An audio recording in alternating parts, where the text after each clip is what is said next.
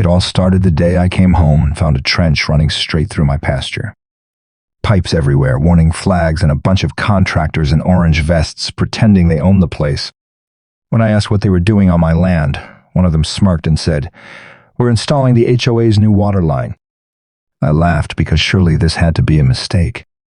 But when I called the HOA president, she didn't just confirm it, she bragged about it. "You should be grateful," she said.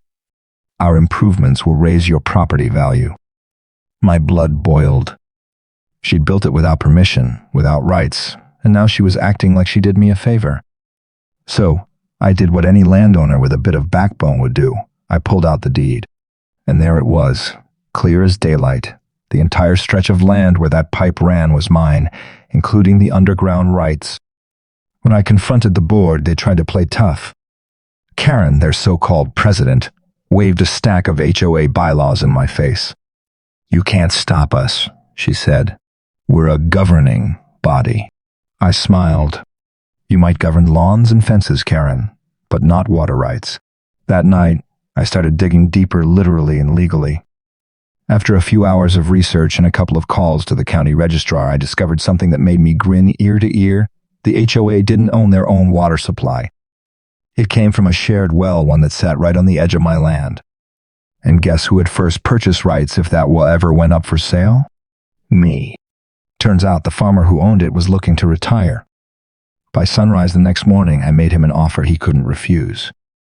Within a week, the deal was done. The well, the pump, the supply system, all mine. And when I signed that last document, I knew exactly what came next. The following Monday, I sent the HOA an official notice, effective immediately. All unauthorized water lines crossing private property are to be disconnected. Karen called me in a rage. "You can't do this.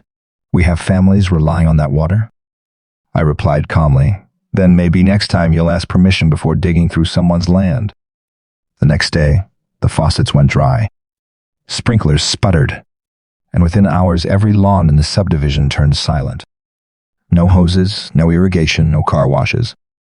The HOA emergency meeting that night looked like a scene out of a disaster movie. Neighbors shouting, board members panicking, and Karen sitting in the middle pale as a ghost. She tried to rally the group against me, but it backfired when someone pulled up the county maps and saw my name on the deed. One man yelled, "You dug into his land? Are you crazy?" A few of the smarter board members approached me the next morning, hats in hand, ready to negotiate. I agreed under one condition.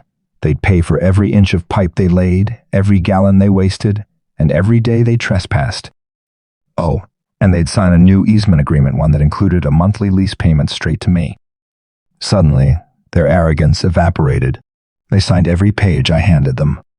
Karen still tried to fight it, of course. She filed a complaint with the county, but the inspector sided with me. "He owns the well, ma'am," he said. "You're lucky he didn't press criminal charges." And that's when I decided to do something poetic. I flipped the switch back on, but not before installing a digital meter. Now, every drop that HOA uses runs through my system. Every time Karen waters her precious garden, she pays me for it. So, yeah, the HOA built a water line through my ranch, but I bought the well, shut them off, and made them pay rent for every sip they take.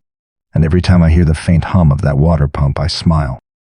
Because sometimes the best revenge isn't loud, it's liquid gold flowing right back into your pocket.